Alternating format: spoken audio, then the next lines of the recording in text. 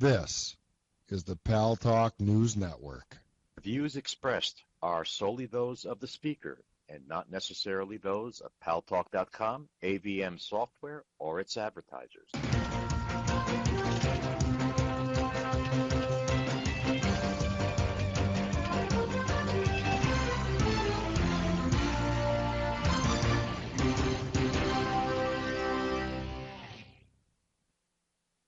News Talk is online. News Talk Online is a production of Paltalk.com, the largest multimedia interactive program on the internet, with more than 4 million unique users on demand on iTunes and on YouTube, and on my blog, GaryBaumgarten.com, where you're encouraged to post your comments, whether you agree with yours truly or not, no retribution.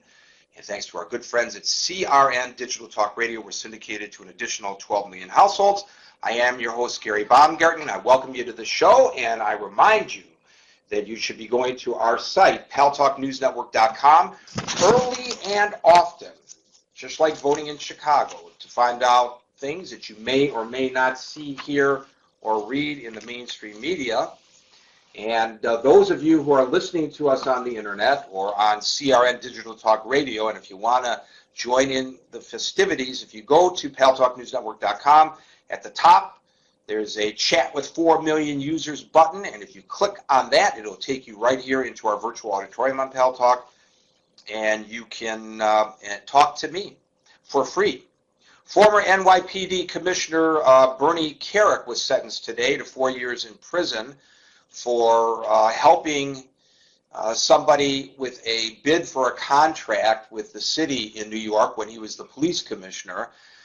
You may recall that Bernie Carrick had been nominated by George W. Bush to be Homeland Security Secretary, but withdrew his name from nomination when it was determined that he had hired a nanny who was an illegal immigrant, undocumented alien. And, of course, Homeland Security is supposed to protect us from all of that. The guy misused the public trust, for goodness sakes. He was the head of the largest police department in the United States of America, in the greatest city in the world, New York City, and he acted like a real schmuck. And I'm sorry he only got 4 years. The guy is very unimpressive to me. Also on the Paltalk News Network site, the current police commissioner, Ray Kelly, is a gem of a guy and a great commissioner. I wrote a long story. I want to talk about this today, about the TSA saying that it's going to randomly swab the hands of passengers for explosives in case they stuck an explosive device down in their underwear. The residue would be on their hands.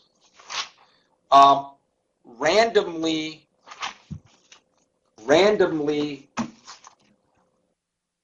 scanning people for this is not going to resolve the problem, ladies and gentlemen. We need screeners who are trained to determine, due to a person's body language, due to a person's response to their questions, as they are in Israel, whether or not they potentially pose a threat and are deserving of additional screening. And, you know, in my story, which is fairly long, I point out that the cop on the beat doesn't just randomly stop people in a high crime area to check to see if they're up to skullduggery. They stop people who indicate to them in some manner through their trained eye that they may be doing something inappropriate. A car that is sitting out of place with somebody sitting in the car. Somebody acting hinky around the officer might walk up to him and say, "Good evening," or "Good afternoon." And if the guy starts acting in a nervous manner, maybe the officer will interrogate him a little bit further, and maybe he'll find out that the guy is wanted or is carrying a weapon or is carrying narcotics. They don't just stop and frisk people randomly on the streets. It's illegal, it's unconstitutional, and it's ineffective. What we need to do, and people don't like the term profiling because they presume you mean racial or religious or ethnic profiling. No, you want people to use their training and experience to profile people who are potential threats to the rest of us and call them aside for additional screening. Yesterday, several people said, or the day before, I don't recall any longer, in the discussion about terrorism. I heard this said a couple of times by people on Paltalk.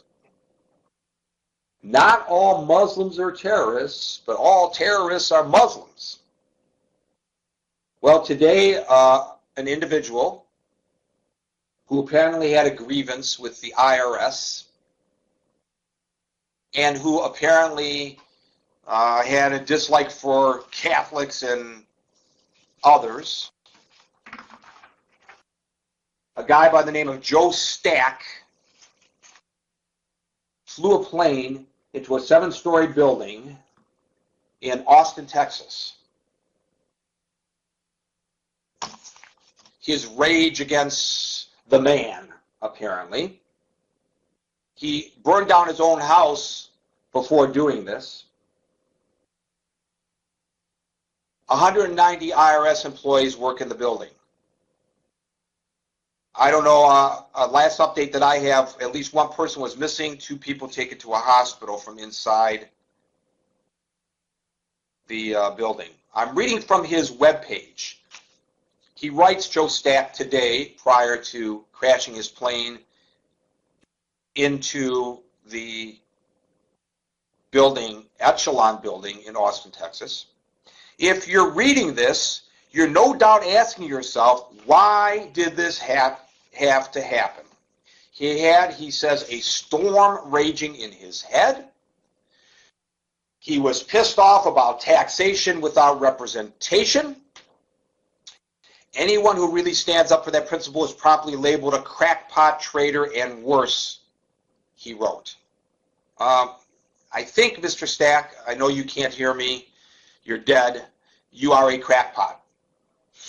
I think you made the point yourself. He was angered by, quote, a handful of thugs and plunderers that can commit unthinkable atrocities, including the bailing out of GM executives and the drug and insurance companies who are, quote, murdering tens of thousands of people a year and stealing from the corpses and victims they cripple. He was upset at the IRS for giving tax loopholes to big corporations and the Catholic Church, but not regular Americans. I don't know, maybe regular Americans were in that building. You know, it's tough. We have a hard time struggling with the definition of terrorism. There are those of us, among us, who believe that if it is a Muslim person who flies a plane into a building, that he is a terrorist.